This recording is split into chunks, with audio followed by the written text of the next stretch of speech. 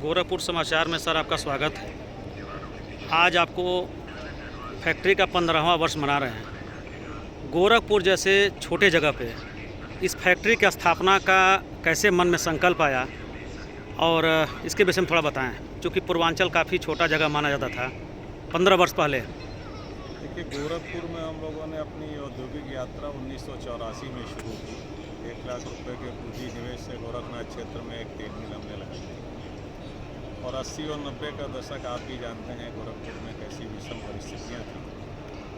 तो उस समय ज़रूर ये मन में ख्याल आता था कि अगर हम ही लोग मैदान छोड़ेंगे या कुछ करने की कोशिश नहीं करेंगे तो बाहर से तो कोई आने वाला नहीं। ये हुआ कि जितना अपना साधन है लगाया जाए, प्रयास किया जाए और तमाम प्रतिकूल परिस्थितियों के दृष्टि से आज यहाँ ये स्थिति में पहुँचा है।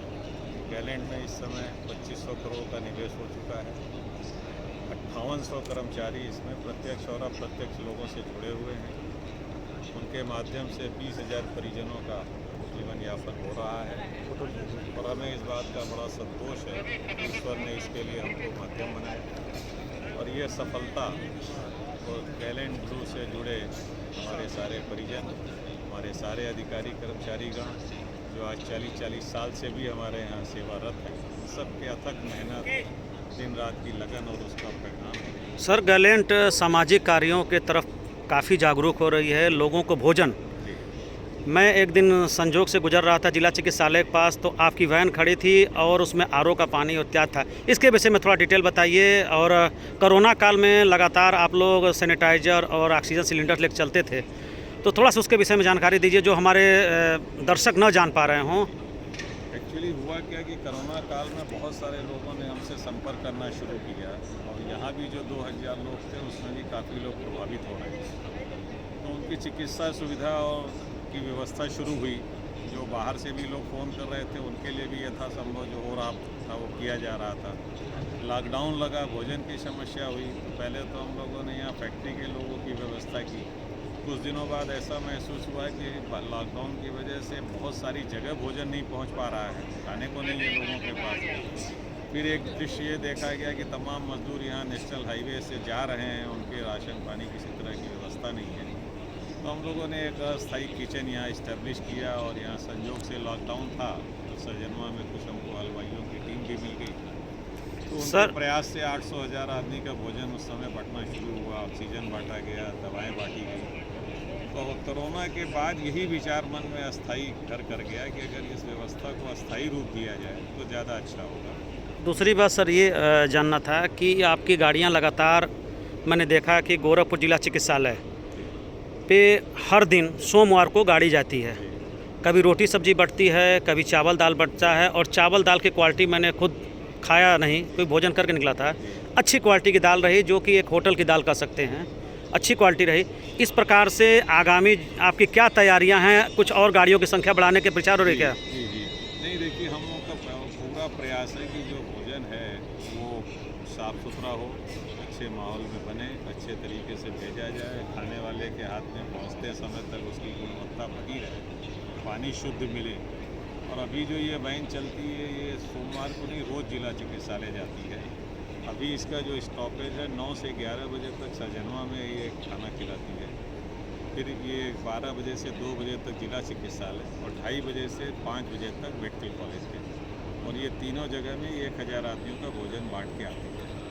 अब हम लोगों ने आज ही निर्णय लिया है कि इस व्यवस्था को हम 2000 तक पहुँचाएँगे और 3 केंद्र इसमें और जोड़ रहे हैं, गोरखनाथ चिकित्सालय, फातिमा हॉस्पिटल और एम्स। तो ये दिसंबर के अंदर 15-20 दिसंबर के आसपास गाड़ी बन गई है, दिल्ली में आने वाली है। 15 से 20 दिसंबर के आसपास हम दूसरी वैन भी चालू कर देंगे। तो 6 जो चिकित्सा के महत्वपूर्ण केंद्र हैं उन 6 केंद्र को हम कवर कर लेंगे और इसमें हम लोगों का भाव यही रहता है कि जो चिकित्सा कराने रोगियों को घर से लेके आया हुआ है उसको खाने पीने की सुध नहीं रहती है, कुछ को सुध नहीं रहती, कुछ के पास संसाधन नहीं होते। दूसरी बात सर जानना था करने का विचार कि शिक्षा के क्षेत्र में गैलेंट अगला कदम क्या रखेगा, किन विद्यालयों को गोद लेने की बात चल रही है? यहाँ सरजनवा में तो एक हम लोगों ने छोटा विद्यालय था जिसको कि अब हाई स्कूल तक पहुँचा दिया है। एक प्राइमरी बसिया में भी पूरा डेवलपमेंट किया था, एक प्राइमरी स्कूल का, वहाँ का गांव का पूरा ऑलराउंड डेवलपमेंट किया था हम लोगों ने। अब हम लोगों की इच्छा गोरखपुर में बहुत कुछ करने की है, लेकिन जब तक हो न जाए उसके बारे में चर्चा करने से फ़ायदा नहीं है। ईश्वर की इच्छा होगी। हम लोगों का निश्चित रूप से ये मानना है कि जो भी संसाधन हैं, जब तक आप जीवित हैं उनका जैसे चाहे उपयोग कर लीजिए। मरने के बाद ये भ्रम दूसरों को होगा कि कुछ साथ चला जाएगा, मुझे बिल्कुल नहीं। जैसे आप लगातार कदम बढ़ाते चल रहे हैं, सीमेंट में आपका पदार्पण हो चुका है, जी। तो आने वाले समय में गैलेंट किस प्रकार से अपनी प्रतिस्पर्धा को पार कर पाएगा? नहीं, आने वाली दिनों में अभी तो हम लोग का एक प्रोजेक्ट और चल रहा है बैकवर्ड इंटीग्रेशन का, इसमें करीब 350 करोड़ रुपए लग रहा है। तो अभी जो हमारा रॉ मटेरियल है, आयरन ओर के लम्स हैं, वो पीसे जाते हैं उड़ीसा से, और अब आने वाले दिनों में हम लोग उसकी डस्ट मंगाएंगे। वो डस्ट वहाँ से कन्वर्ट होकर धीरे धीरे पूरे प्रोसेस में स्टील में बनेगा। ये बैकवर्ड इंटीग्रेशन हमारा।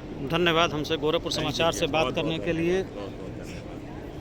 आप देख पा रहे हैं कि दृढ़ शिक्षा अगर एक कहाँ से कहाँ तक जा सकता है, जिसकी वानगी हमारे साथ चंद्र प्रकाश जी हैं। और आज गोरखपुर में जहाँ हम खड़े हैं, एक छोटी सी फैक्ट्री से शुरुआत हुई और आज लाखों की संख्या में इनसे जुड़ चुके हैं। और आज इस फैक्ट्री से जुड़े हुए लोग वितरक और जो छोटे वितरक हैं, लगातार उनका सम्मान किया जा रहा है। ठीक हमारे सामान पीछे रखा हुआ है, जो कि इनके उत्साहवर्धन का काम करेगा और गैलेंट को ऊंचाइयों पर ले जाने की कोशिश करेगा। गोरखपुर समाचार के लिए मैं doctor Manoj Kumar Mishra, Gallant PMT service. बहुत बहुत